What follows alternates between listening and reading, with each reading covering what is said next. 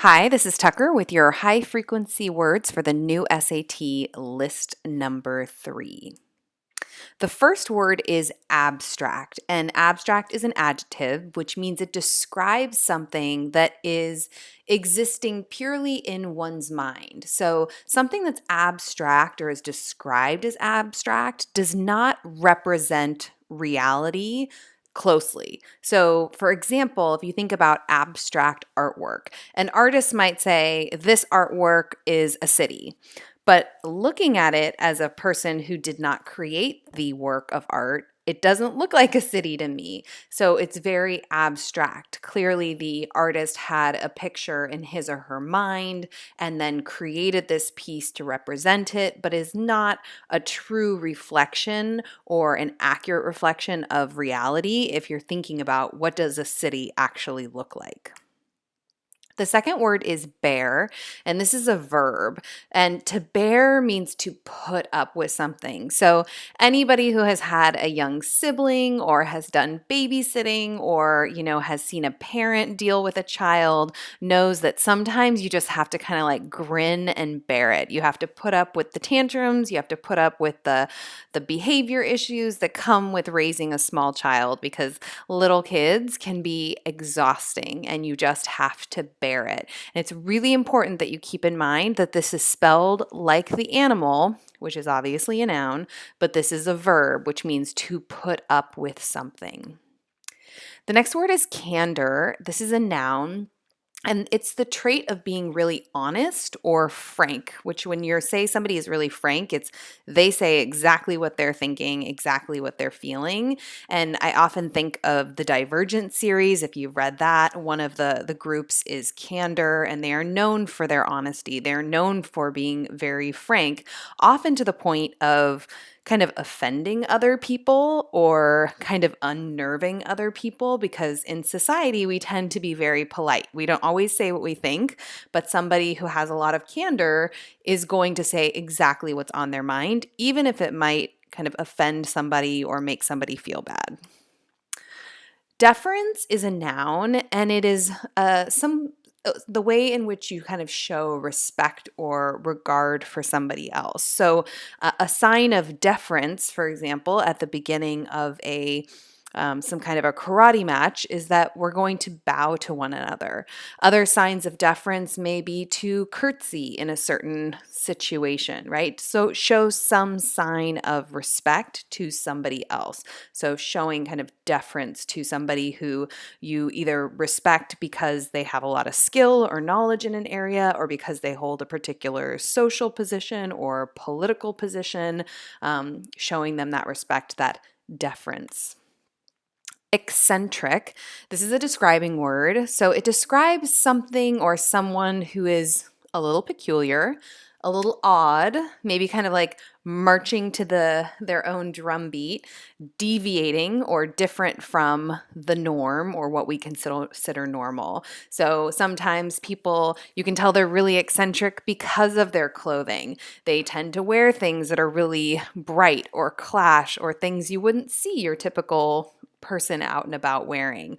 Or maybe somebody has like a really eccentric personality, which just means they're a little different or kooky or odd or just deviating from what we would consider kind of air quotes normal.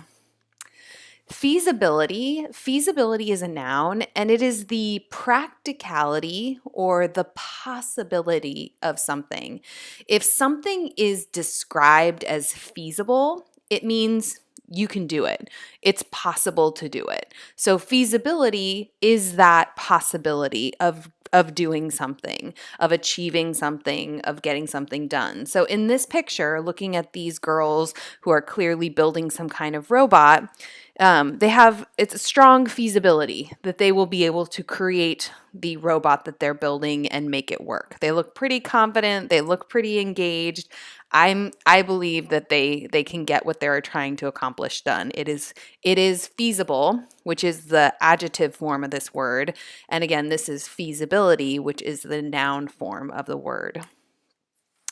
Geriatric describes, again, this is an adjective, describes anything related to old age. So you might have a grandparent who's in a geriatric clinic getting some kind of care. Sometimes if some older person is running really, really slowly, they might say, oh, he or she's out for a geriatric jog, which means, it's like an older person out jogging, not trying to break any records. I remember reading when Janet Jackson was pregnant at 49 or 50 years old, they called her pregnancy a geriatric pregnancy because she was so much older than most people are when they have their first child. The next word is hypothetical, and hypothetical is an adjective. It describes anything that is supposed, so it hasn't happened yet, or is related to a hypothesis or an idea we have about what might happen. So a lot of times, teenagers will spend a lot of energy thinking about things that might happen but have not happened. So they spend a lot of time thinking about the hypothetical.